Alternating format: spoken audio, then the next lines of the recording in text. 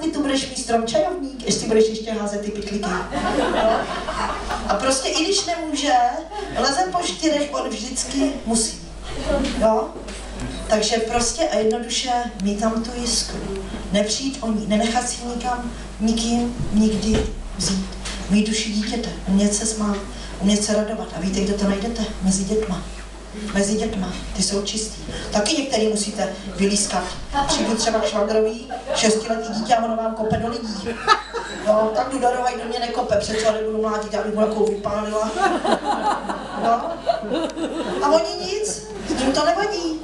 Oni se tam asi kopou navzájem všichni. No. Takže člověk si musí najít to, kam patří, kam jde, kam směřuje a ne. Ne, abych si říkala, kde žiju a kam, ale s kým žiju a s kým jdu. Kdo s dušema. Ty duše jsou